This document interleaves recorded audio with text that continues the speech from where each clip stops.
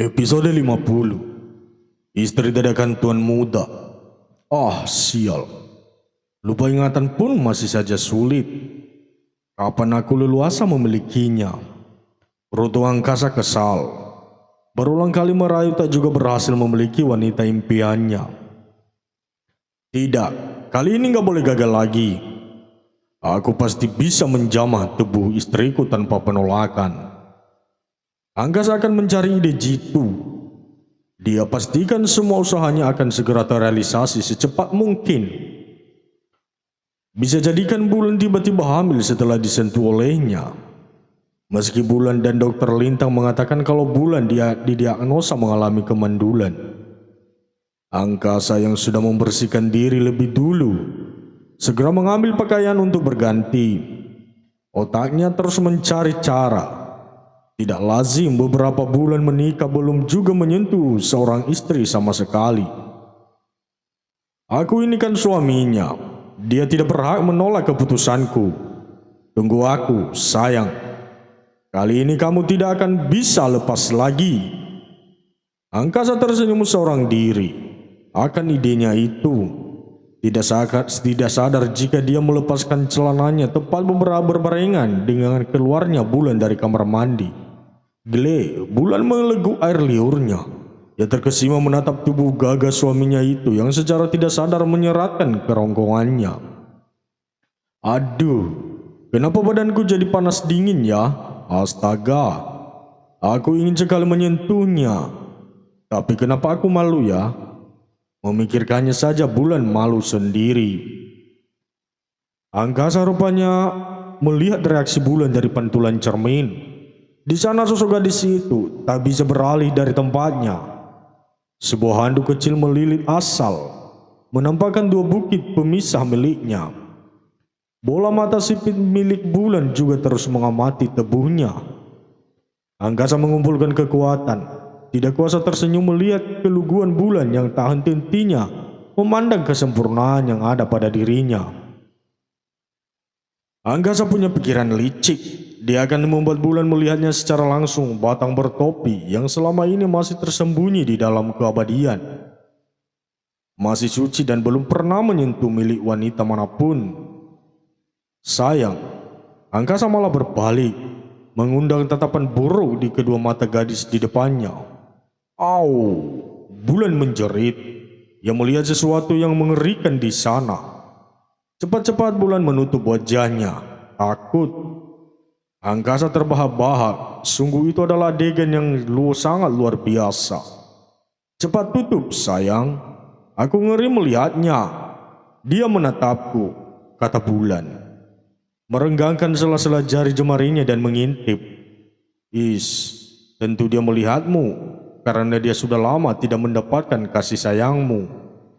Jawab Angkasa. Oh, iyakah? Kasihan sekali.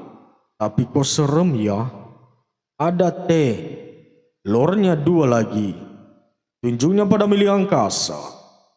Sedang tangan yang satunya masih menutupi wajahnya sebagian bersaja. Angkasa kian tak tahan menahan gejolak asmaranya. Pemuda itu mendekati Bulan yang melengos membuang wajah. Gak kuat sayang, desis Bulan. Angkasa tidak peduli dan menarik tangannya agar terbuka. Sayang, kenapa kamu takut sih? Aku kan suamimu. Halal untuk kita saling melihat milik kita satu sama lain. Angkasa merapatkan tubuhnya ke Bulan, menggesekkan miliknya di bawah milik Bulan secara perlahan-lahan. Geli, cicit Bulan. Ada sesuatu yang membuatnya menggigitkan bulu romanya. Gimana? Enanda? Tanya Angkasa. Ia menahan tengkuk Bulan agar terus menatapnya, menghindari agar tidak menyentuh kepala istrinya yang belum sepenuhnya pulih. Enak, hangat, jawab Bulan polos. Ini belum seberapa. Akan lebih hangat jika langsung masuk ke dalam milik Sekar nanti. Oh ya? Kalau begitu masukkan saja. Bulan hendak menarik handuknya agar terlepas. Tapi Angkasa yang belum tega langsung menahannya. Nanti sayang, jika dokter bilang kamu udah benar-benar sembuh, kita lakukan sepuasnya. Bagaimana? Selama itu, tapi aku maunya sekarang. Bulan sedikit kecewa jika diminta untuk terus menunggu. Kita pemanasan saja dulu. Puncaknya nanti ya. Angkasa melepas handuk yang tadinya ia tahan, menampakkan dua buah bola kembar bulan yang besar, kenyal dan menggoda. Tidak salah lagi, Angkasa sudah mengira jika istrinya memiliki tubuh yang menggiurkan. Aduh, geli, teriaknya. Serta-merta muncul dengan sendirinya akibat ulah angkasa. Angkasa hanya mendongak ke wajah bulan yang sesekali merasakan N1 kumat akan tindakannya. Seandainya bulan tidak sedang sakit, hari itu juga ia pasti bisa menguasai tubuh bulan. Namun ia harus menahan diri sebentar lagi untuk sampai pada puncaknya. Angkasa terus mengul menjil dan memainkan dua bola itu. Sudah cukup, aku merasa geli, teriak bulan tak tahan. Sejenak Angkasa menghentikan kegiatannya di sana dan kembali memandangi bulan. Sayang, apakah merasakan sakit? Tanya Angkasa, penuh kepedulian. Bulan menggeleng lucu. Oh tidak, tapi ada yang keluar dari bawah sini. Tunjuknya di arah XX. Angkasa mengikuti gerakan tangannya dan dia tahu maksud bulan. Langsung tertawa lepas. Oh iya, gimana rasanya? Sengaja Angkasa menggoda dan ingin mendengar jawaban bulan. Kenapa malah tertawa? Kesal bulan. Jawab saja, apa susahnya sih? Ingin sesuatu yang bisa menyudahinya. Jawab bulan malu-malu. Apa itu? Tanya Angkasa lagi. Bulan menggeleng dan kemudian menundukkan kepalanya. Tapi Angkasa mengangkat dagu bulan agar bisa saling berpandangan. Kecupan terakhir berlabuh lagi di bibir bulan. Aku juga tidak sabar, tapi kamu harus sembuh dulu, ujar Angkasa kemudian. Ia berbalik dan menaikkan pakaiannya dan yang sempat menggantung di P4H. Padahal dia ingin segera melepas semua yang masih membongkah di ujungnya. Tapi ia tidak mau egois saat kondisi bulan masih belum benar-benar pulih. Sayang, bulan mendekat dan memeluk punggungnya. Angkasa hanya menoleh sepintas. Aku masih ingin dipeluk, rengeknya pada Angkasa. Angkasa terdiam. Saat ini bulan pasti merasakan ketidaknyamanan pada intinya sebab harus tertunda oleh kekhawatiran yang membuat dia sendiri terbelenggu. Jika boleh jujur, ialah yang paling tersiksa di sana. Sudah lama menanti hari itu tiba. Pada akhirnya harus dikecewakan olehnya dan ditukar dengan sakitnya pula. Aku juga tidak sabar sayang, tapi aku ingin kita menikmati hubungan sakral itu tanpa beban dan rasa takut. Angkasa berbalik yang menggelamkan kepala bulan dalam dekapannya. Kamu bahagia sama aku? Tanya Angkasa lagi membuat gadis itu mengenyernyitkan dahi. Kenapa bertanya seperti itu? Tentu saja aku bahagia. Aku yakin aku sangat mencintaimu. Kau juga sama kan? Tanya bulan balik. Angkasa mengangguk dan mencium cukup lama kepala bulan. Aku mencintaimu Sekar, ujar Angkasa lagi dengan tulus. Sudah bertahun-tahun lamanya cinta itu tidak pernah memudar dan malah semakin besar. Bahkan tidak terpikirkan olehnya untuk tertarik dengan perempuan lain. Aku juga, tapi kamu jangan bohong ya, ucap bulan sedikit manyun. Ia tidak akan pernah rela jika sampai suatu saat nanti Angkasa membagi cintanya dengan pelakor. Aku harus jaga suamiku, jangan sampai ada wanita yang berani mendekatinya. Episode 51. Lama saling tenggelam dalam perasaan masing-masing. Keduanya mengakhiri dengan segera bersiap mengenakan pakaian mereka.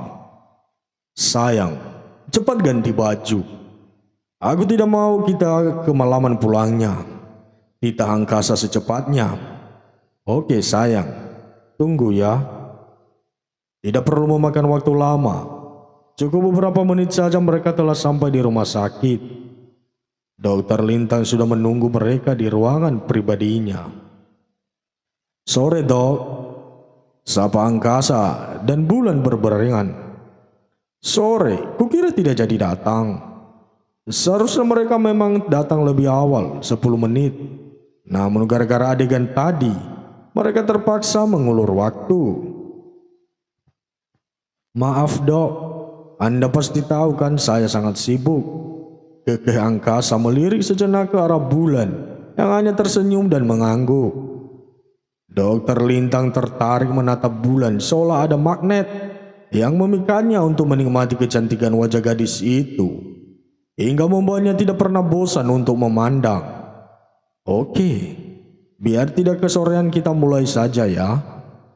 Dokter Lintang meminta bulan duduk di atas berangkar. Ia menyiapkan beberapa alat yang diperlukan seperti sebuah gunting. Sejujurnya apa yang dilakukannya adalah untuk menjaga perasaan angkasa. Dokter Lintang memotong ujung perbannya sedikit dan mulai memutar kain putih panjang tersebut beberapa ulang.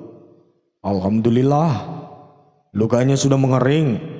Mudah-mudahan segera pulih. Ucap Dokter Lintang lagi, memeriksa bagian yang terluka di tepian kepala bulan. Menyentuhnya saja Dokter Lintang merasakan getaran yang tidak biasa. Wangi rambut bulan begitu menyejukkan indera penciumannya. Dok, saya ingin menanyakan sesuatu. Tanya angkasa. Ia tidak merasa ada yang aneh akan tatapan Dokter Lintang terhadap istrinya. Apa itu? Tanya Dokter Lintang. Ini dok. Sedikit privat, bisik angkasa. Katakan saja angkasa, mungkin aku bisa menjawab, ujar Dokter Lintang sembari membubuhkan sesuatu ke bekas luka di kepala bulan. Itu dok. Kenapa saya jadi malu ya? Cici angkasa bingung dan itu mengundang tawa Dokter Lintang. Santai saja dong. Apa aku akan memenjarakannya hanya karena menanyakan sesuatu? Dokter Lintang merasa konyol akan perilaku angkasa yang menurutnya terlalu lebay. Tapi dokter jangan meledek ya. Oke, siap. Saya akan menjawab sesuai kemampuannya saya. Kepalanya kan masih sakit, ujar angkasa mulai menjelaskan. Iya, terus? Aman dah kalau kami melakukan kiku-kiku? Angkasa ragu untuk melanjutkan. Sesekali menggaruk batang hidungnya dan nyengir. Dokter Lintang sampai mengernyitkan dahi menunggu sambungannya. Sesaat Dokter Lintang mengangguk dan merasa gelu. Ia baru mengerti akan maksud pertanyaan angkasa. Tapi kembali lagi pada keprofesionalannya sebagai seorang dokter yang harus memberitahukan apa yang perlu ia jelaskan pada pasiennya.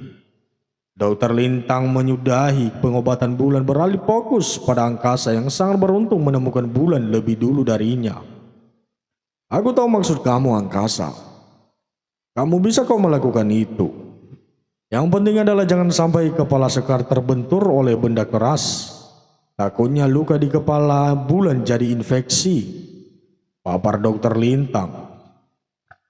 Wajah angkasa langsung berbinar. Seriusan dok? Tidak akan berdampak kan? No, yang penting jangan beringas juga lah. Slow aja. Sebab kondisi bulan masih butuh perhatian. Ibu Dokter Lintang lagi menggodanya. Dok, ini hasil ronsennya. Seorang suster masuk dan menyerahkan sebuah map. Dokter Lintang langsung melihat dan meneliti hasil ronsen milik bulan. Ia tersenyum setelah tahu bulan tidak mengalami hal yang serius. Alhamdulillah, amnesianya insya Allah tidak permanen. Jadi sewaktu-waktu Sekar bisa saja ingat dengan dirinya sendiri. Jelas Dokter Lintang. Benarkah? Alhamdulillah. Itu artinya aku ndak akan bingung lagi, Dok, sahut bulan girang. Tidak tahu jika sebenarnya banyak hal yang akan membuatnya terjebak dalam masalah yang semakin pelik. Angkasa diam-diam memperhatikan Dokter Lintang. Terbesit rasa ragu akan kebenaran pria itu. Soal di malam ultah Sekar yang mengatakan jika dia adalah pasangan S3X dari istrinya Sekar. Kenapa aku jadi takut ya? Bagaimana jika semuanya hanya kebohongan Dokter Lintang untuk menutupi aib mereka? Pasti sangat mudah baginya memutarbalikkan fakta. Angkasa gusar, ia mengusap wajahnya berulang-ulang. Bagaimana mungkin ia sampai lupa akan kejadian beberapa hari yang lalu, sampai pada akhirnya bulan mengorbankan dirinya hingga mengalami amnesia. Ponsel Angkasa bergetar. Ia menjauhkan diri dan segera menghubungi panggilan telepon dari asistennya. Ada apa, Bai? Tanya Angkasa. Sesekali melirik bulan yang terlihat asing mengobrol dengan Dokter Lintang. Bos, ada undangan makan malam dari seorang kolega kita. Pesta itu diadakan di kafe KRP. Pak Baroto sangat berharap bos dan Bu Sekar bisa hadir. Oh, oke. Kenapa dadakan? Maaf, bos. Sebenarnya undangannya kemarin, tapi saya lupa. Habis kerjaan numpuk, Geluh Bayu dari arah berlawanan. Oh, jadi kamu keberatan.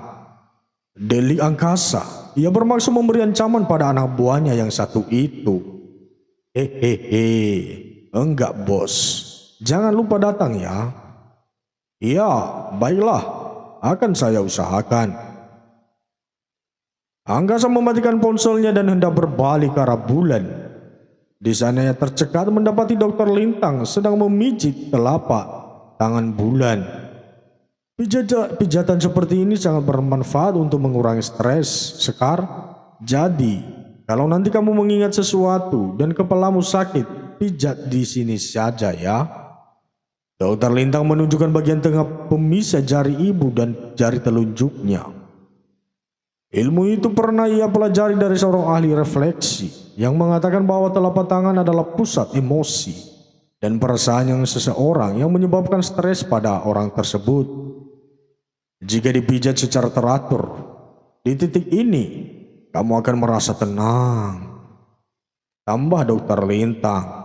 Wah, keren dok. Ternyata sakit kita saling berhubungan dengan diri kita sendiri ya. Puji bulan terkagum-kagum. Angkasa mendekat dan sengaja begitu agar Dokter Lintang tidak terus berlama-lama menyentuh istrinya. Oke, sayang. Sebentar lagi malam.